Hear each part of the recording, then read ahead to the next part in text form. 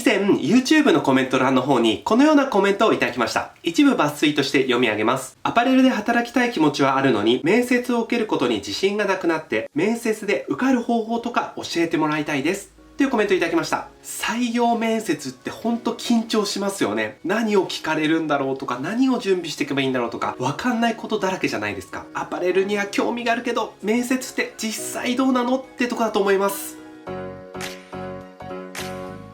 皆さんこんにちは。沼チャンネルの沼です。この度の動画のご視聴ありがとうございます。さあやっていきましょう。IMI コミュニティ、主にアパレル販売員の皆さんと一緒に自分らしく働くって何っていうのを一緒に見つけていきたい番組でございます。ということで今回は採用面接必勝法、こちらについて皆さんと一緒に考えていきたいと思います。ちなみに私の経験としては、アパレルの店長さんも結構長らくやってたので、アルバイトスタッフさんの採用面接もたくさんしてきたのと、その後、スーパーバイザー、エリアマネージャーをやってる時に、アルバイトの方の社員登用の面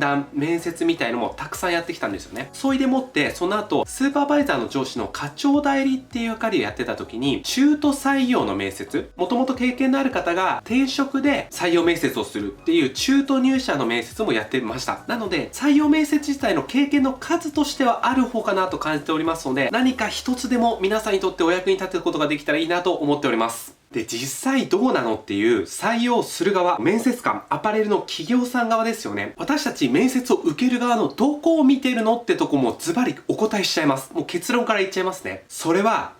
愛社精神です。わかりやすく一言で言うならこの愛社精神です。もう愛車とか言うとなんか難しくてなんかちょっと気持ち悪いと思うかもしれないんですけども、その私たちの企業に対してどれだけあなたは共感してくれてますかっていうのがいかに伝えられるか、それが面接ですごい最も重要なポイントです。とにかくこれだけ考えればいいです。他のことは気にしなくて大丈夫です。絶対に面接に合格するためのこのポイント、愛社精神をどうやって面接官の方に伝えていくか、これを順を追って皆さんにお伝えしていきますね。まず気になる履歴書の書き方からなんですけども、はい、じゃんこちら履歴書。一般的な履歴書ですね。一般的な履歴書で大丈夫です。この履歴書の中で空欄なんですけども、唯一私が今日お伝えしたい書いたところが、志望動機を書く欄。もう履歴書全体で言うとほんの一部なんですけども、ここがとにかく重要です。とにかくびっしり埋めること。今回の参考例で私が何て書いたかというと、御社の洋服だけでなく、接客の姿勢に非常に共感をしております。池袋店や新宿店で接客を受け、私がしたい接客はお客様に寄り添った接客をすることだと気づかせていただきました。私は物事を習得するのに時間がかかる方だと自覚しておりますが、前職の飲食店では一つ一つ仕事を取り込むことで後輩指導も任せていただけるようになり、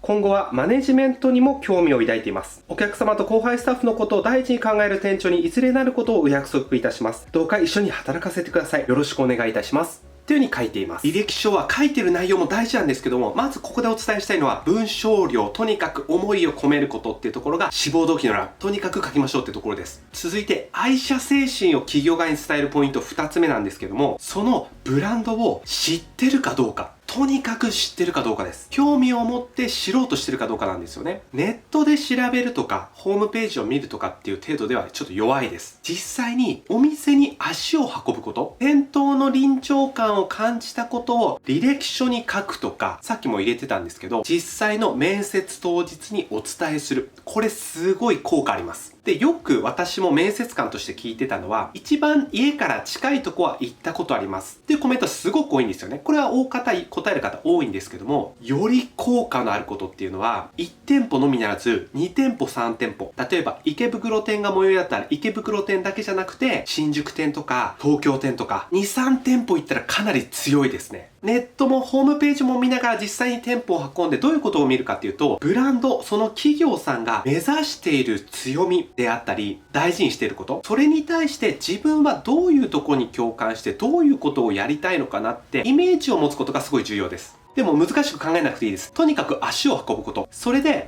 そんなに行ったことあるのっていうのはね、かなり高ポイントなんですよ。面接官としても、すごいメモみたいな感じで、わざわざ足を運んでまで把握してくれてるっていうのは、すごくね、嬉しいポイントになってくると思います。続いて、面接当日の服装。これもね、気になる方結構多いんじゃないかなと思います。実際にこのようなコメントもいただきました。服装がスーツの着用の必要はなく、普段着の洋服でとのことなのですが、この場合は素直に私服で良いのでしょうか？もうこれわからないですよね。で、この方はね、採用面接っていうよりは、研修みたいな時にどうすればいいかっていうコメントなんですけども、服装で悩むポイントって結構多いと思うんですよね。これで一気に合格のポイントを上げることができます。それは、自社の洋服を着ていくこと。ここはわかりますよね。大方わかると思います。ただ、これって面接官としてはかなりグッときちゃうんですよね。あ、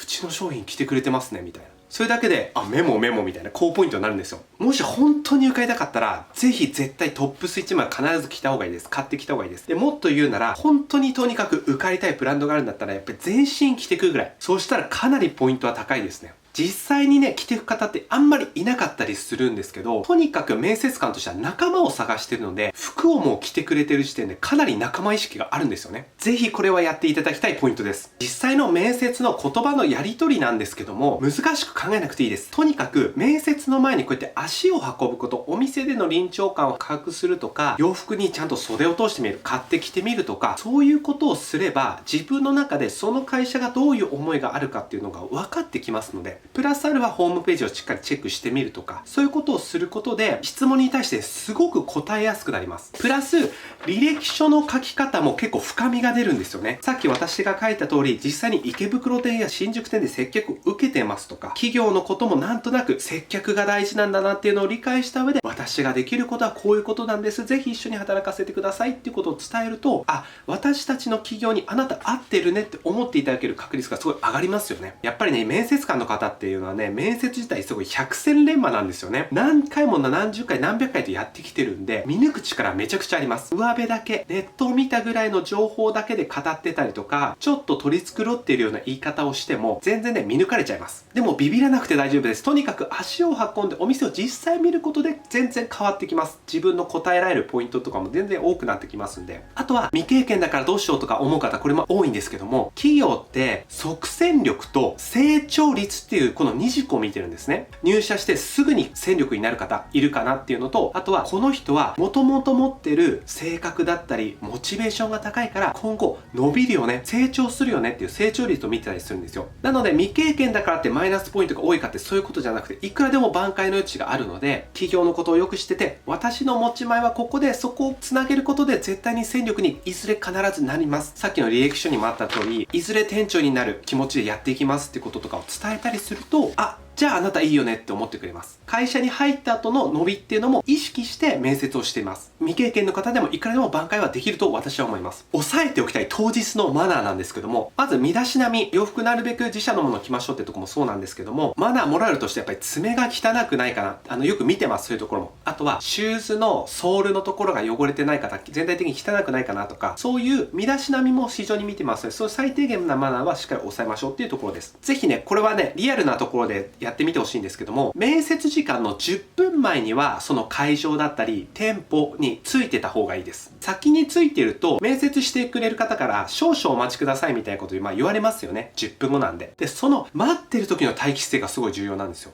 10分後か、じゃあちょっとスマホいじってよとか、ちょっと今のうちトイレ行っとこうとか、そういうことじゃなくて、店舗で面接をするなら店内を見とくこと。ここね、すごい重要です。